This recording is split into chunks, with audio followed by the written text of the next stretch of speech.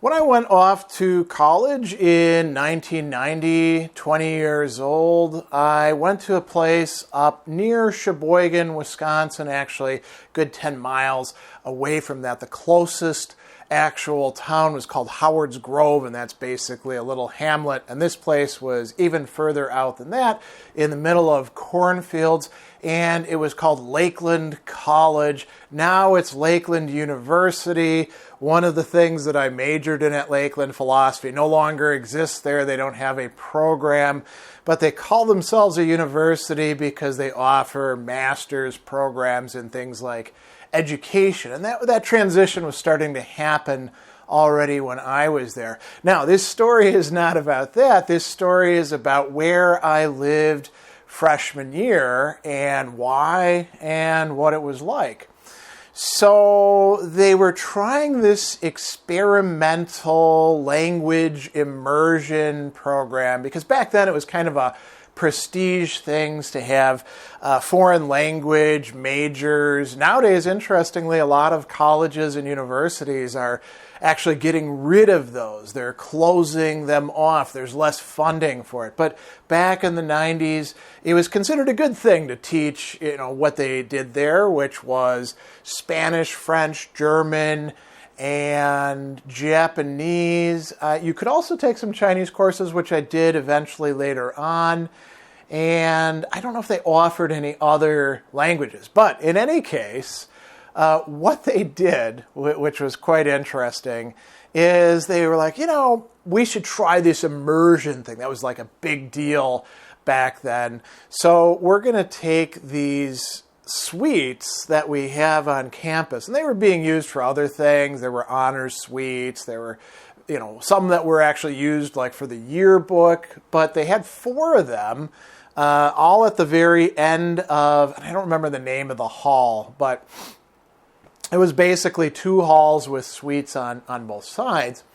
And they called these the language suites, right? So there was a French language suite, and next to it the German language suite, and below the French language suite, which was on the second floor, there was the Spanish language suite, and then the Japanese language suite.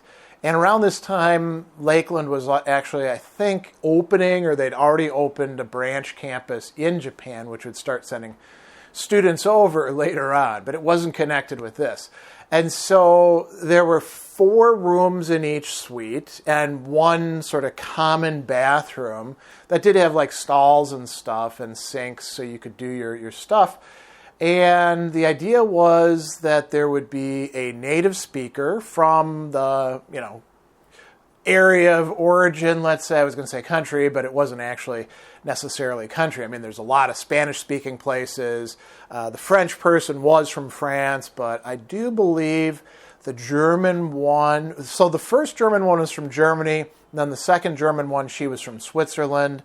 They had a guy from Japan. They had a woman who, I don't remember exactly where she was from. Her name was Gabby, and she was the native Spanish speaker. And so then what they did was they would recruit students to be in these suites, and you were supposed to speak that language while you were in the suite. And you'd learn from immersion, from engaging with the person who you were essentially living with. So they were sort of like your RA, but also your teacher. And we did have to take some college classes with the French person, but she didn't really know how to teach, and so the classes were kind of a wash. So anyway, we've got these 4 different suites going on, and the Japanese language suite was a total bust, in part because the people who signed up for it didn't know any Japanese. And the guy who they brought in was like a 60-year-old, very timid Japanese guy. And these other guys in the Japanese suite, they liked to party. They were actually, a few of them affiliated with one of the frats, which was across the way. And, one of them dropped out basically midway through first semester, so we turned his room into a party room. So that one didn't work at all. The German suite, it was an interesting little German guy who the French suite person, who I'll tell you about shortly, did not get along with at all. As a matter of fact, she was pretty hostile to him. And then we had Gabby in the Spanish suite. And interestingly, they kind of gamed it. And when I say they, I mean Lakeland.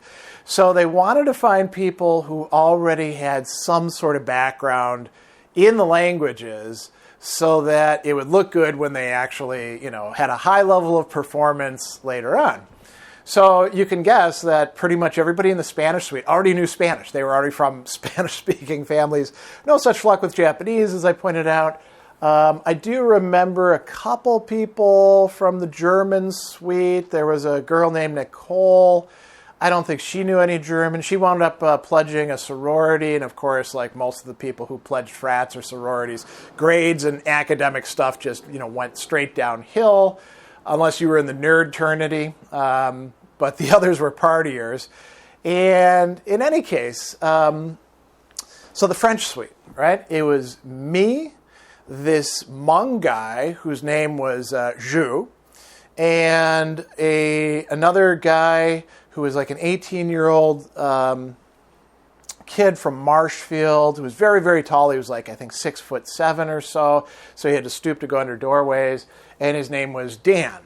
And I think Dan might have had a little bit of French in high school. And Zhu actually knew some French, in part because his family was from, the Southeast Asia region. The Hmong were these people that we actually, in the past, called Montagnards. We used them as mercenaries. And then, predictably enough, after we pulled out after the Vietnam War, they were kind of stuck there, and they had to get the hell out. And so a lot of them actually came to the Midwest, and some of them spoke French, and Zhu spoke some French.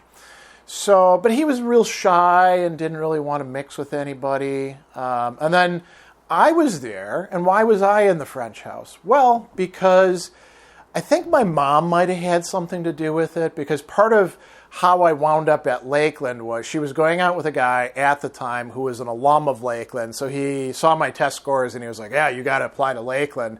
And they gave me essentially a full ride on the basis of being a veteran, so being economically independent and not making much money, and then high test scores, and then Pell Grants and stuff like that.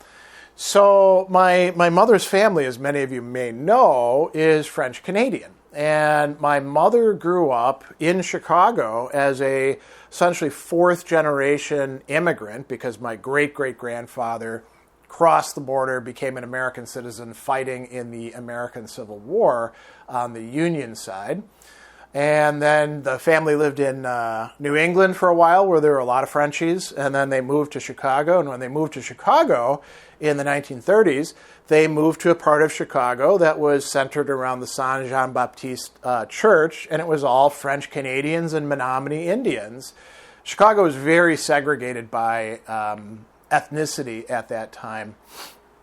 So everybody on their block spoke French, including all the Menominee Indians. There's a long-standing connection between the French and the Menominee, and more of them live in Chicago, or at least it did at that time, than on the reservation itself up here in Wisconsin. So my mom's family, which is very large, the Lemrees family, they spoke French at home. And my mom, she didn't deliberately teach me and my sister French, but we grew up, like you go to bed, à demain, see you tomorrow. You go by a graveyard. We thought it was Bon Jésus Miséricorde, but it was actually Bon Jésus Miséricorde. And all sorts of other things. I learned all sorts of swears like calice and motadzi and tabernacle from my uncles who were doing work around the house. If they hit their thumb with a hammer, mozis, they'd say, or something like that. And so, I learned some French just by being around them. And I also was required by my mom and by the school to take a year of French in 8th grade and a year of French in 10th grade. And admittedly, I screwed off a lot. I kind of coasted on my knowledge of it, the way that, Spanish-speaking kids here will take a Spanish class and just kind of coast. So, by the time that I got to Lakeland College, I knew some French. I didn't know how to decline things, or how to conjugate things, through all the verb tenses or stuff like that. But I could carry on a conversation, comment ça va, that sort of stuff, and talk about things. And so they put me in the French house, and then we met our, whatever she was called, like house leader or something. And her name was Cécile Revault-Tissot, and she was from Toulouse, which is, not Paris. One of the big distinctions for French is, are you from Paris or are you from everywhere else, right? Toulouse is in the south, and Cécile was a cool lady. She was like 26 at the time, so way younger than I am now, but she seemed very old at the time, right? So Cécile was in charge of our house, and she was a lot of fun, and I'll tell you why in just a bit. And then above her, in charge of the whole program, was this very mousy, kind of passive-aggressive, high-strung lady named Terry. And I don't remember what her actual name was, her last name, but she was in charge, right? And so we'd have to interact with her. And, now that I look at it, Cécile probably was, not a person who got along with other people all that well. And it frankly was a bit racist, but in ways that are sort of distinctively French. So interestingly, she hated the guy in the German house who was, as I mentioned, kind of a short little guy, also a little passive-aggressive himself, a little bitchy, and I think maybe a little bit effeminate as well, and I don't think Cécile liked that. She also didn't like Germans, and so she would call him la sale Boche, which basically means the dirty Hun. Boche is a term that got used during World War I by the French for the dirty Germans, right? And using la for that, the feminine was a way of like emphasizing that he wasn't a real man after all.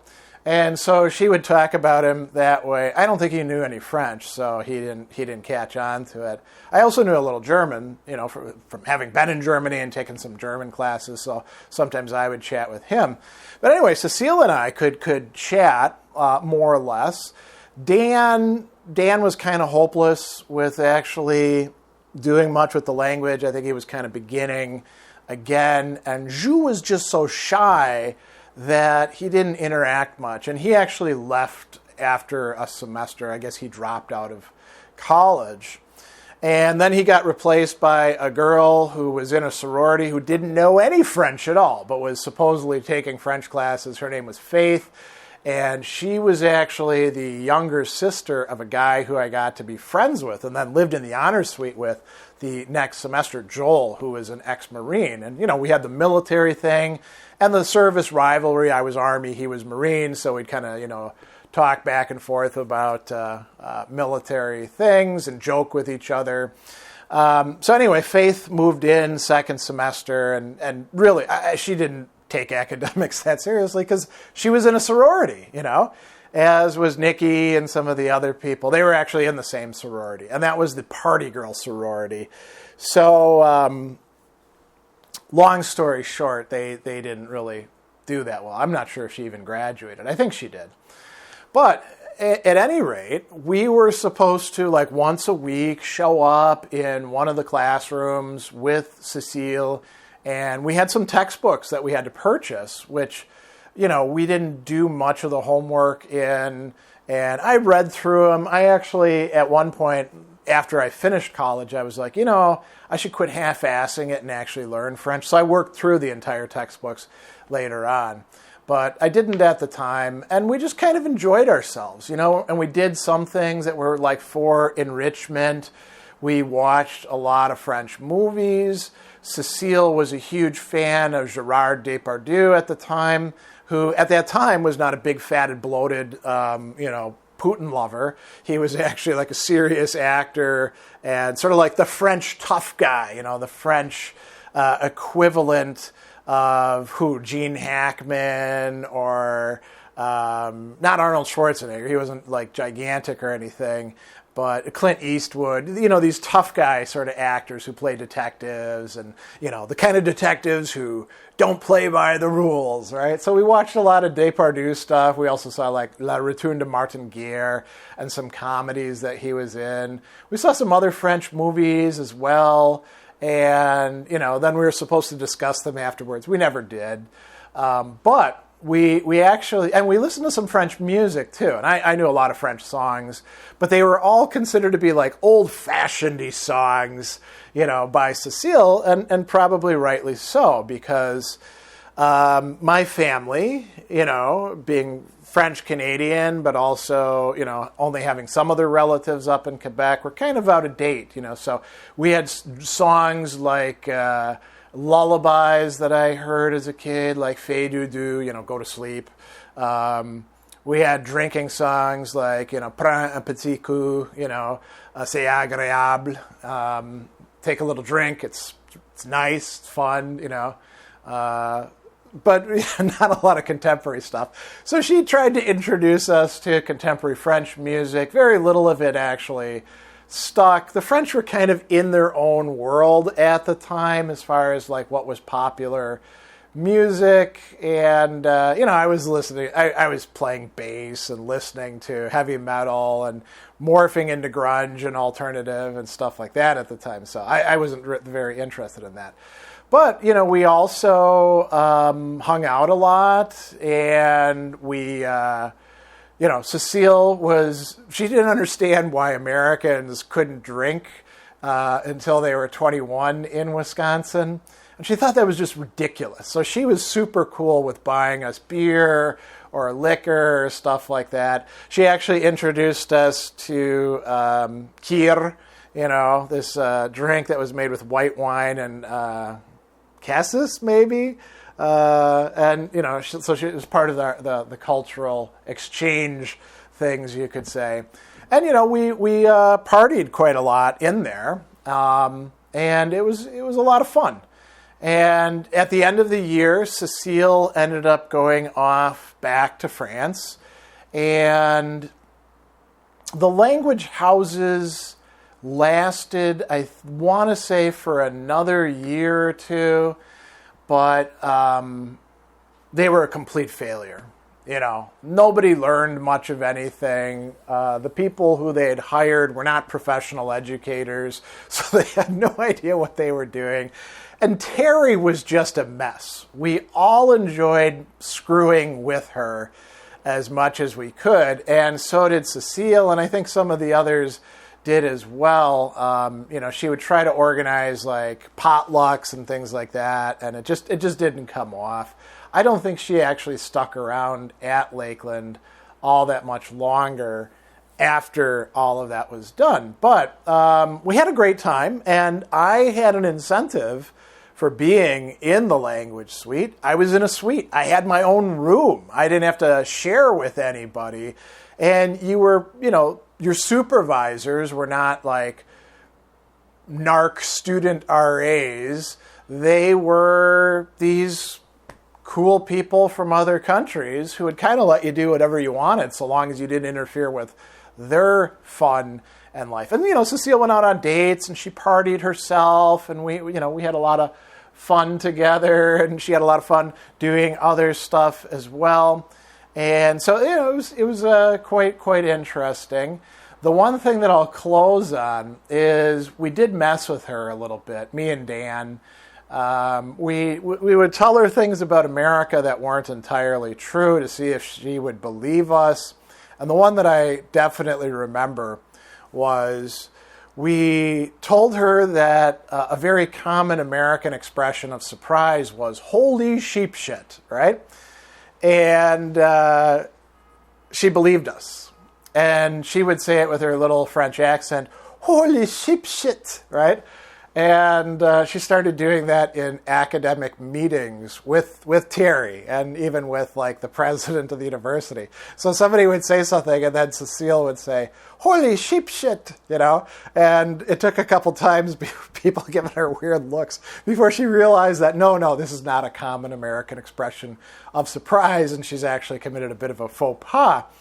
And she came back and she was mad at us and all that. But she would also screw with didn't really screw with me that much. She'd screw with Dan and Zhu.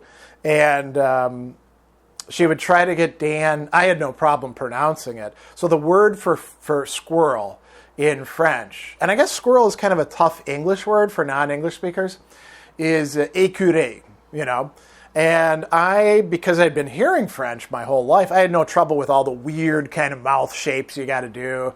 So she would try to make Dan say écureuil, and he wouldn't be able to do it, and then she'd laugh at him and all of that. Pretty innocent fun, a little bit of teasing, I guess you could say. And so that was the setting for my first year in college. It was kind of a crappy dorm room. Things were pretty run down at the time, but I thought it was great because, I'd lived in the Army with 4 other guys in a old barracks, and for me, this was very cool. And to be part of the French house was kind of nice as well. I didn't learn very much, but that's because I didn't apply myself very much. I applied myself to other things in philosophy and literature and mathematics and exercising. And I also, had quite a few relationships and partied quite a lot as well. So and I was actually helping to train the soccer team at the time, and I would come down here to Milwaukee to play indoor soccer with them on occasion as well. So all of that sort of stuff was going on too. So that is the story of my freshman year in the French house.